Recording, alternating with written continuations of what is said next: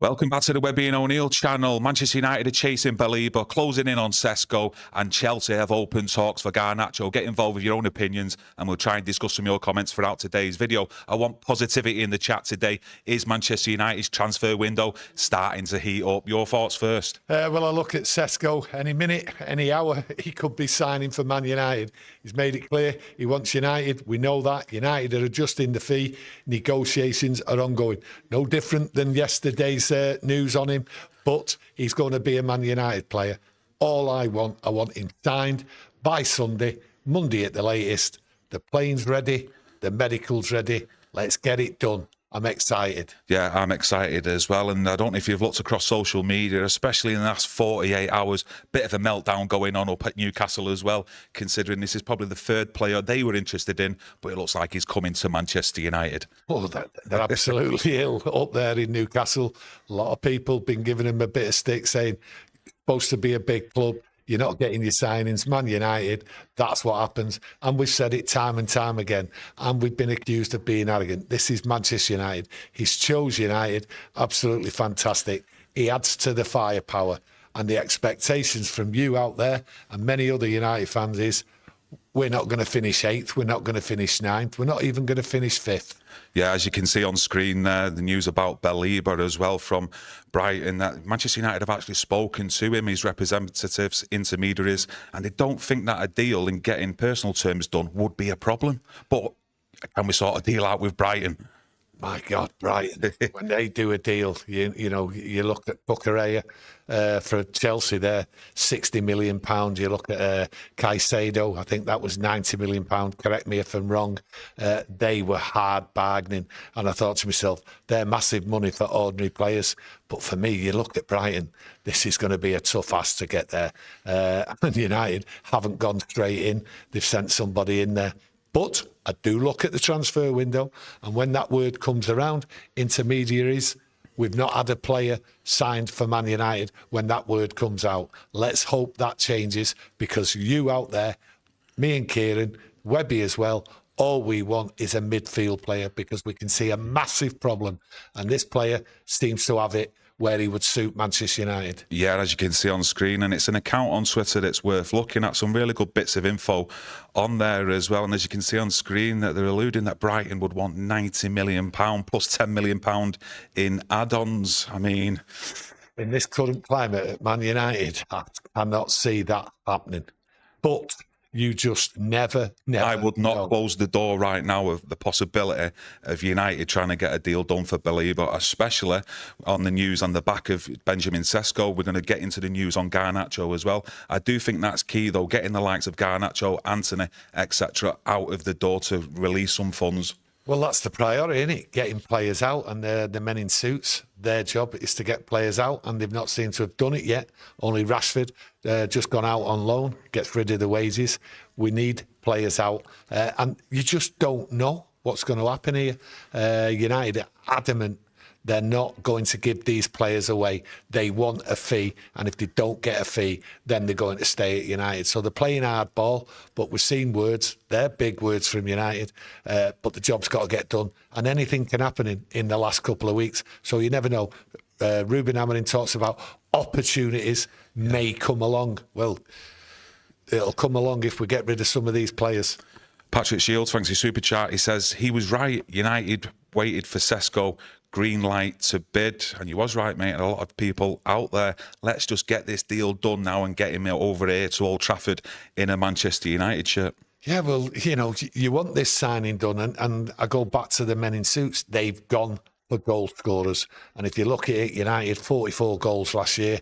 To be honest with you, some people are saying these three should be scoring 44 goals between them, and if that's the case, then Champions League football is the target, and I think that's what United have gone for first. Get the strikers in, get the firepower, and aim for that target, which is Champions League. And to be honest with you, at this moment in time, I can't argue with that.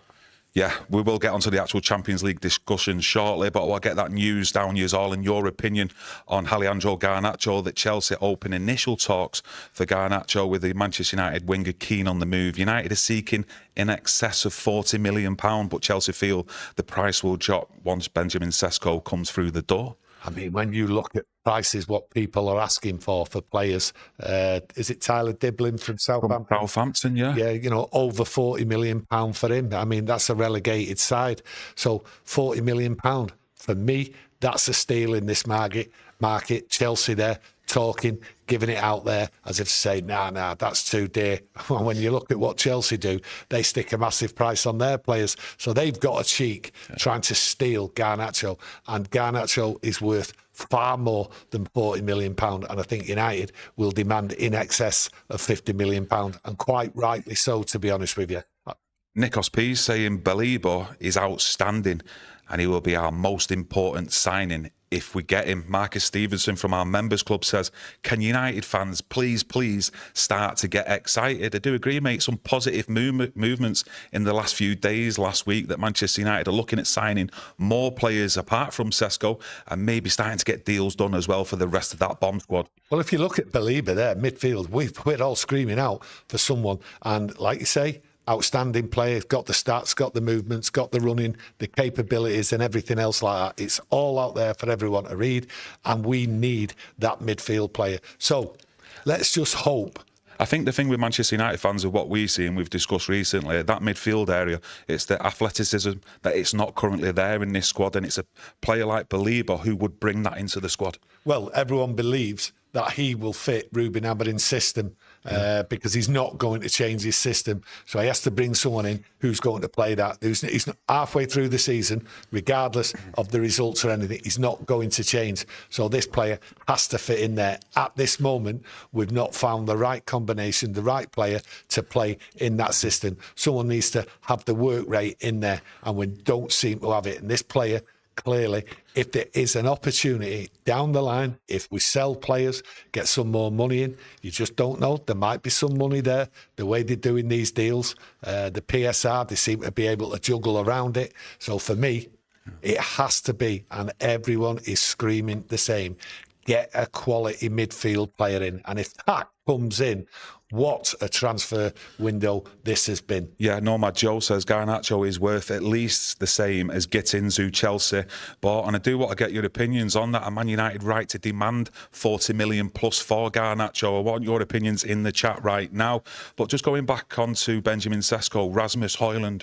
Do we expect Rasmus Hojlund now to stay in this transfer window? Or are they going to fight it out between Rasmus Hojlund and Sesko for that #1 spot next season? My personal opinion is that you've got to keep him to bring him on. You just don't know about injuries or anything. Obviously, Sesko will be the #1 striker, but he will get plenty of game time. Rasmus Hojlund, he wants to stay here. He wants to fight. That's what you want from a player. But is he good enough? Now, we can debate it time and time again. We've done it. Some people like him. Some people think he'll improve. I think he's had a hard time. It's been hard for him. He's not had the right things, to be honest with you. But the fact is, he's not scoring the goals. So for me, I think he should stay, be given one more year and just have him there in reserve, because we will need somebody. Could you really expect Obi to come on the bench and come on and turn a game round?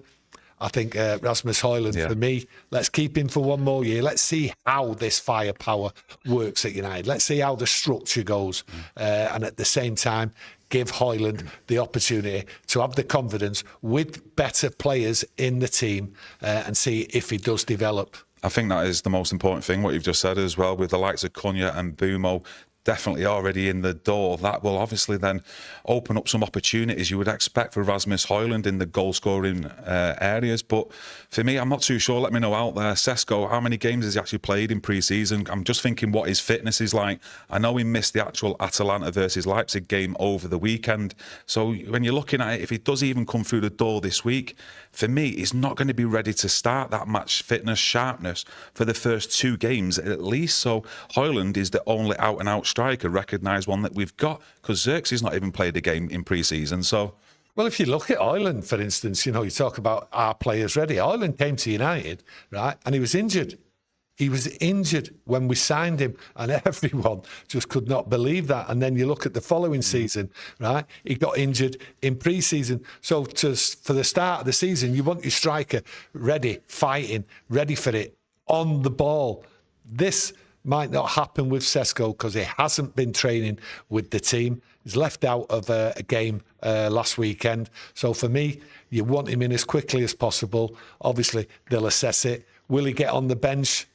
Surely he'll get on the bench against Arsenal and then hopefully come on. That's the minimum you want. The one thing that could be possibly said there is you see in the last game against Everton, Mbumo, Bruno Fernandes and Cunha all interlinking, being fluid in the positional sense with like false nines, what you might call it out there. Maybe he might go with that in the first 2 or 3 games in order to get Rasmus out the door and get some money in until Sesko's fit.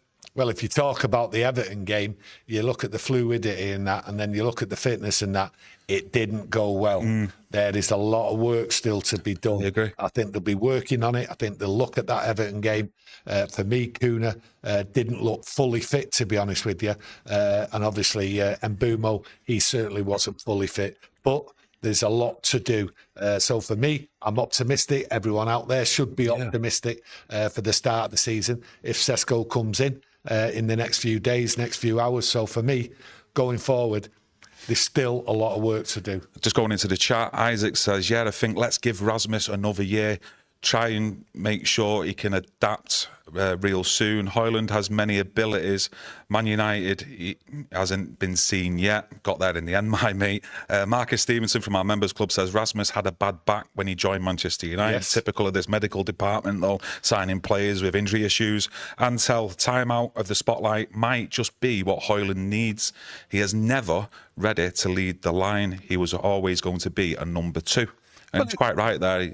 Well, he wasn't brought in to lead the line. Well, he was at the time, but as fans, we all know that he wasn't ready to lead the line, and it's Manchester United's own fault by not going out there and getting in an experienced striker or someone with a goal CV of putting the ball in the net. I think they just looked at Anthony Martial at the time, but I don't believe everyone thought Hojlund was coming in to be the main man straight away. And obviously with his injury and that, he was never going to start, and United knew that. So that was always baffling. But when you look at Hojlund, will he get the opportunities? Of course he'll get the opportunities. Will he improve? Of course he will improve. Will he improve to the standard we're all demanding?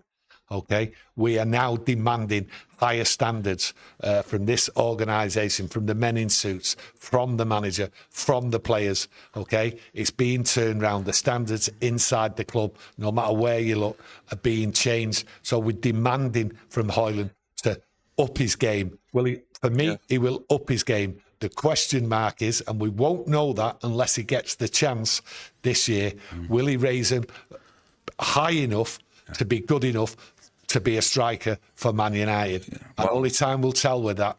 Well, one thing that I do think from my point of view is I think the first 2 games at least in the Premier League season he will start for Manchester United, possibly the third depending on Sesko's fitness. Xerxes is nowhere near that yet, as we can all agree. We've got pre-season in him, but maybe after them first 3 games, I mean, a little bit of late business. It's been done before many times by Man United.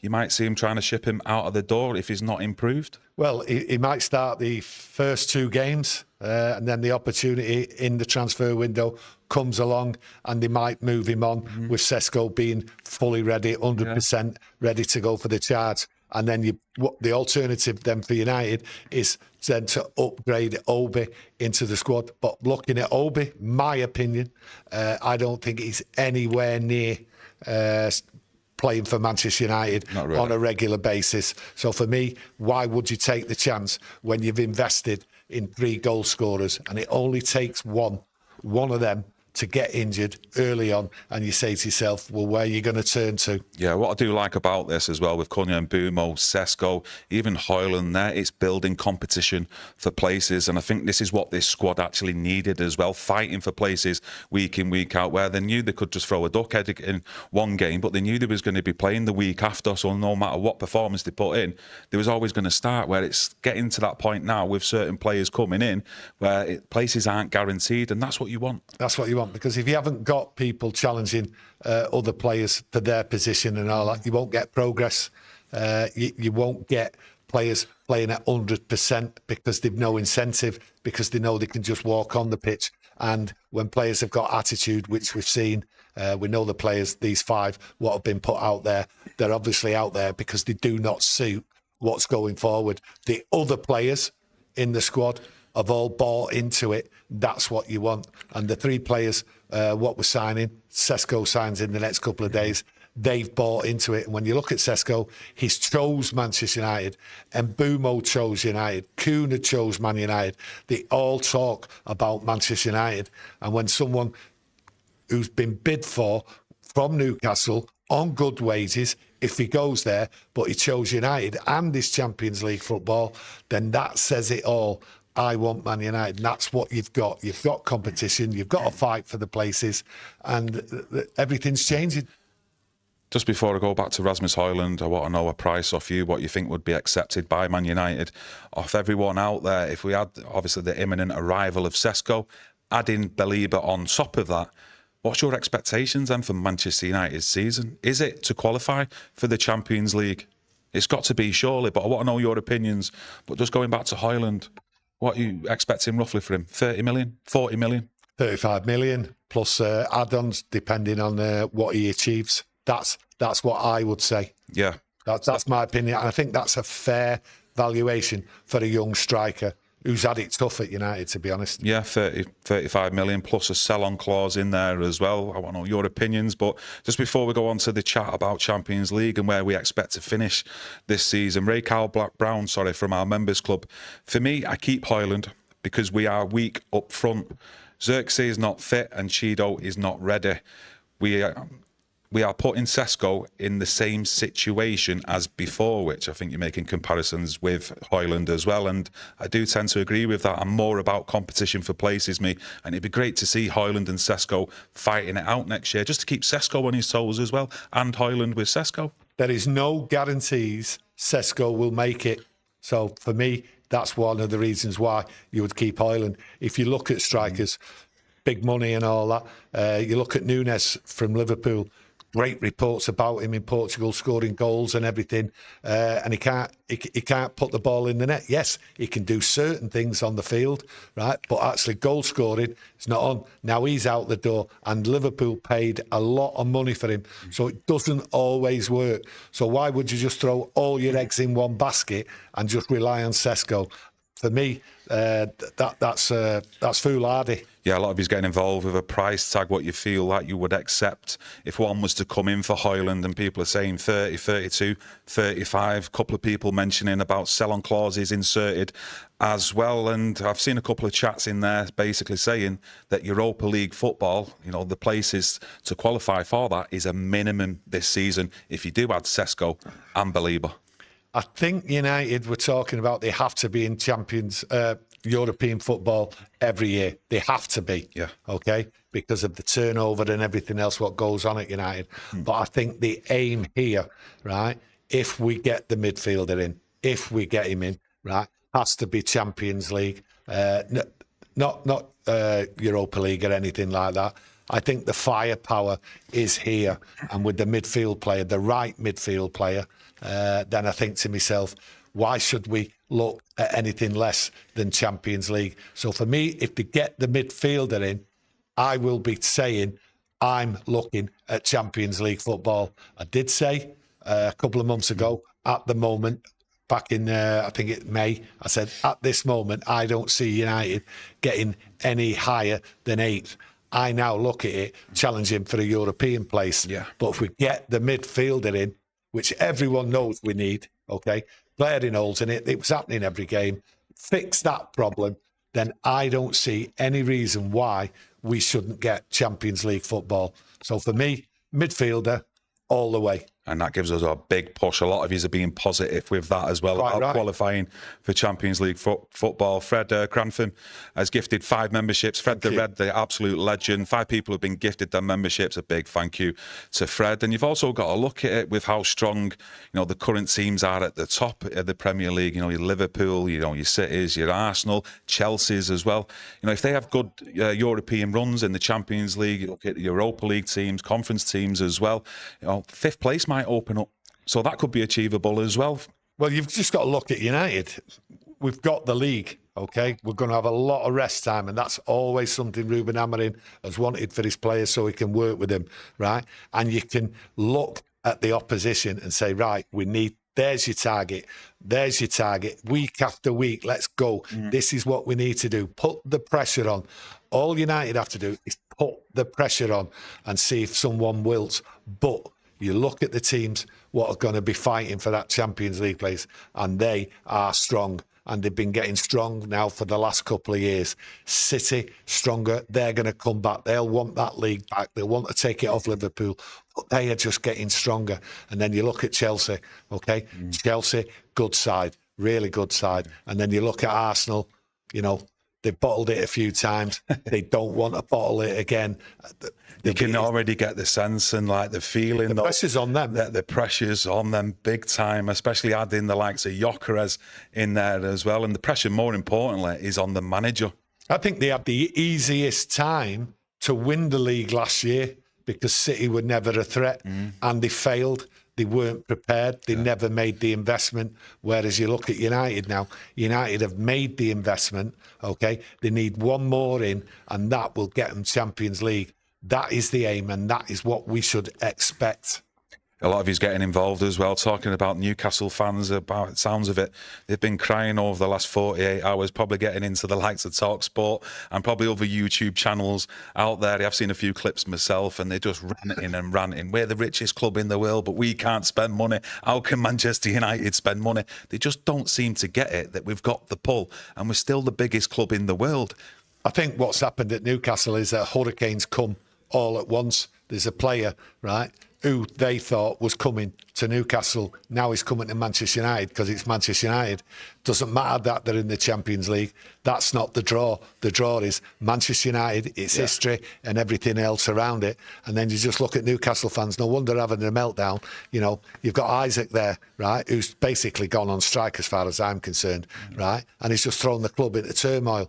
But it's sort of brought down the Newcastle fans from there. We're Newcastle, we're this is what we're going to do. And reality is set in. So they're just in a meltdown at the moment. But hey, we all go through it. Newcastle will get over it, and let's hope they come fighting back. Yeah, I think after that cup win, the domestic one last season, they're expecting this summer then to take that next step up. And if you look at the signings they've tried to go for, they've clearly tried to do that, but it's then the competition with the clubs who are in for the same players. Well, if you look at a player, supposedly a top target, Newcastle want, and then you have to say to yourself, well, who are they going to choose? You look at the history and all that, and what they got.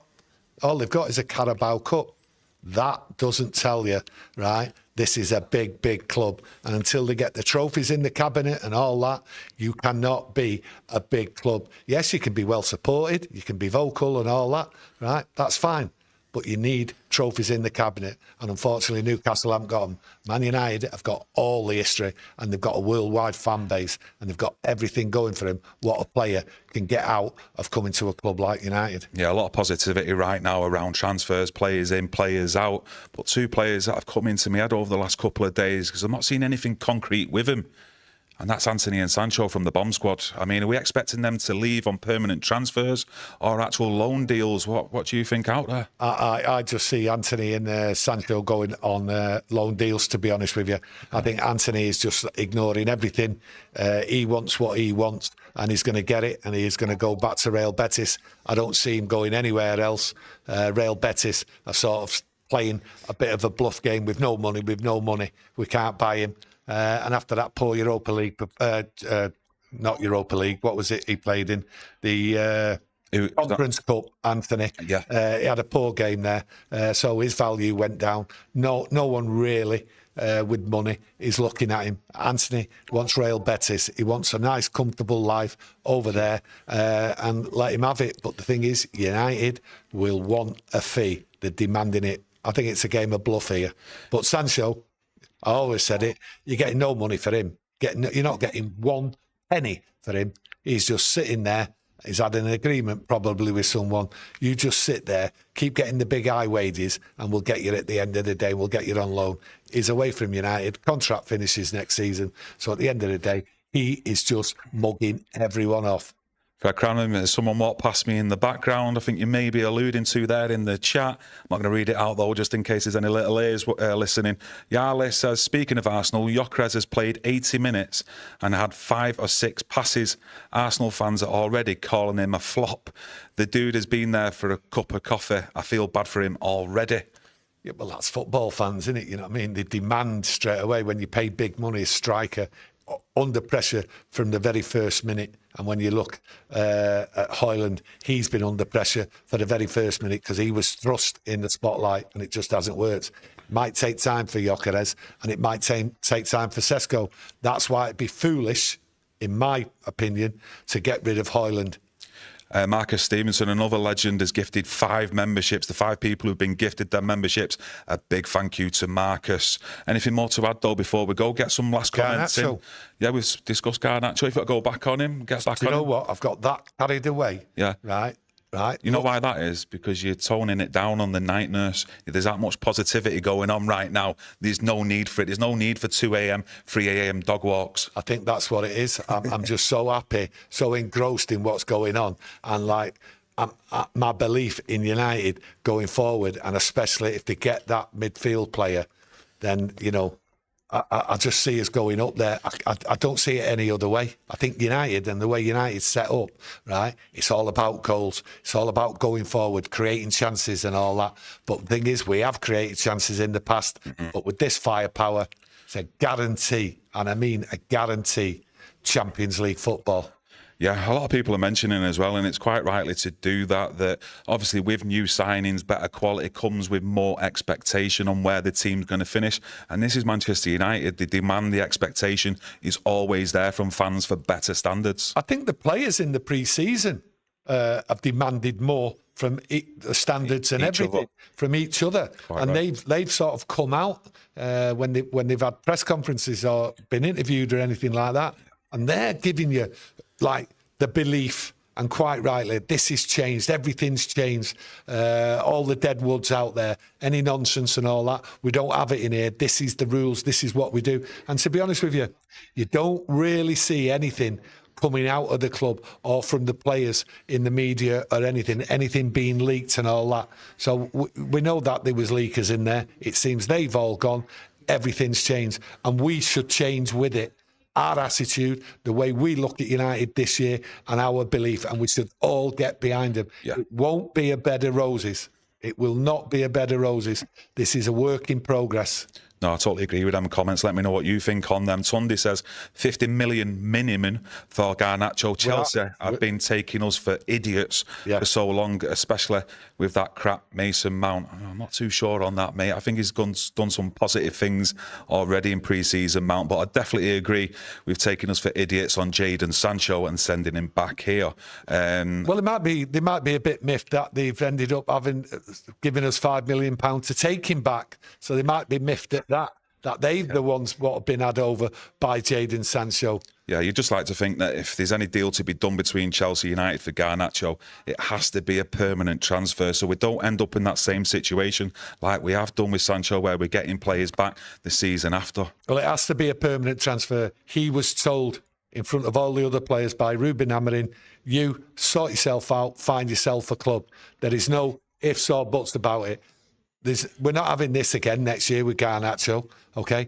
Out he goes. Yeah, United don't want it. And at the end of the day, if people like Antony and Sancho don't go, then at the end of the day, we just play them in the reserves. And I did say, I think United are quite happy just to ignore what it's going to cost. And I think they factored it in for this year, to be honest. Adamski says Mason Mount is a good player if he stays fit. I totally agree, mate. We need to see a solid season from Mason Mount in terms of injuries, so he's consistently available for Ruben Amorim. Man, you've got to look at towards the mid-season. Is it around about December or January the AFCON starts? We'll lose Mbumo, Ahmad and Danano.